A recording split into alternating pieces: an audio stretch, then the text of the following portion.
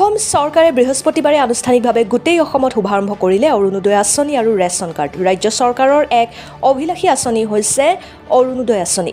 ৰাজ্যৰ মহিলাসকলক স্বাৱলম্বী তথা অধিক সুবিধা প্ৰদানৰ বাবে অৰুণোদয় 1.0-2.0 পিছত অসম চৰকাৰে আজি আনুষ্ঠানিকভাৱে 3.0 আঁচনি ঘোষণা কৰে।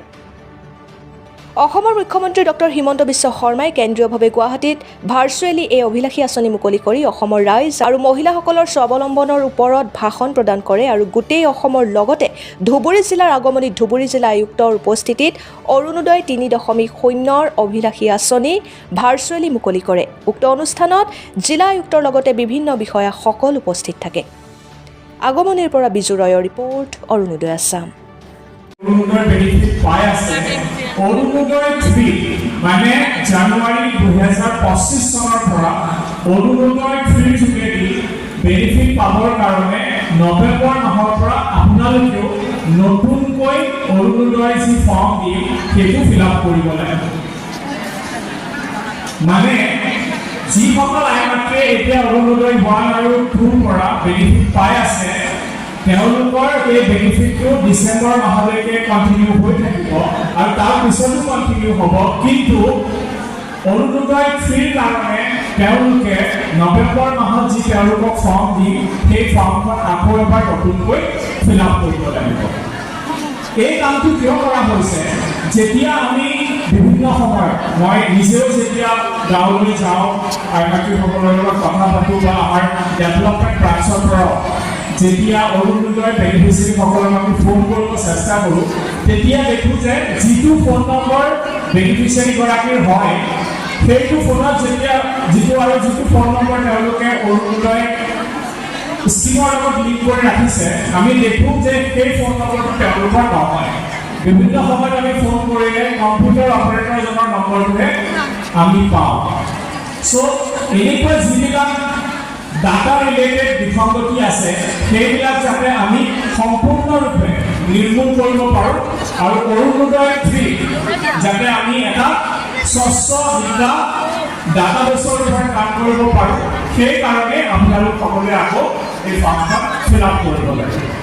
তাৰ উপৰিও মাননীয় মুখ্যমন্ত্ৰী ডাঙৰীয়াই যিটো কথা ক'লে যে এতিয়াৰ পৰা অৰুণোদয় বেনিফিট পাবৰ কাৰণে আপোনালোকৰ ওচৰত ৰেচন কাৰ্ড থাকিব লাগিব আৰু আজিৰে পৰা আৰম্ভ কৰি 15 অক্টোবৰ তাৰিখলৈকে ৰেচন কাৰ্ডৰ কাৰণেও যি ফৰ্ম আপোনালোকে ফিল আপ কৰি দিব লাগে তাৰো আজিৰ পৰাই শুভাৰম্ভণি কৰা হৈছে আৰু আমাৰ ধুবুৰী জিলাত নতুনকৈ আৰু 74,000 নতুন ৰেচন কাৰ্ড দিয়াৰ ব্যৱস্থা কৰা হ'ব। তাৰ উপৰিও যি 3,600 ৰেচন কাৰ্ড আগতে যি মানুহৰ আধাৰৰ বায়োমেট্ৰিক ব্লক হৈ থকাৰ কাৰণে তেওঁলোকৰ ৰেচন কাৰ্ড কৰ্তন হৈ গৈছিল তেওঁলোককো সেই ৰেচন কাৰ্ডখিনি আকৌ দিয়াৰ ব্যৱস্থা কৰা হ'ব। চ' এই দুইটা স্কিমে একেলগে চলি থাকিব আৰু নৱেম্বৰ মাহৰ ভিতৰত যি ৰেচন কাৰ্ডৰ বাছনি প্ৰক্ৰিয়া আছে সেই প্ৰক্ৰিয়াটো আমি কমপ্লিট কৰিম। আপোনালোক বহুতে জানে যে ৰেচন কাৰ্ডৰ কিদৰে বাছনিটো কৰা হয়। ৰেচন কাৰ্ডৰ বাছনিটো গাঁও পঞ্চায়ত লেভেলত এখন ভেৰিফিকেশ্যন কমিটি থাকে আৰু তাৰপিছত ব্লক লেভেলত এখন স্ক্ৰুটিনি কমিটি থাকে আৰু তাৰপিছত এইটো ডিষ্ট্ৰিক্ট লেভেল কমিটিলৈ যায়।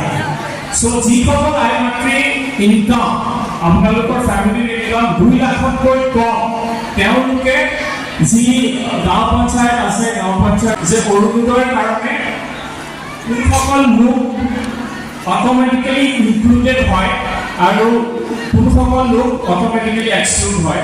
মাননীয় মুখ্যমন্ত্ৰী ডাঙৰীয়া আপোনালোকক এই কথাটো কৈছে কিন্তু মই তথাপিতো আপোনালোকক আকৌ এবাৰ ক'ব বিচাৰিম যে অৰুণোদয়ৰ কাৰণে যদি কোনো বিধৱা আইমাতৃ আছে বা কোনো অবিবাহিতা আইমাতৃ আছে তেওঁলোকক এই স্কিমটোত প্ৰায়ৰিটি দিয়া হয়। তাৰ উপৰিও যদি কোনোবা তৃতীয় লিংগৰ ব্যক্তি আছে তেওঁলোককো প্ৰায়ৰিটি দিয়া হয়।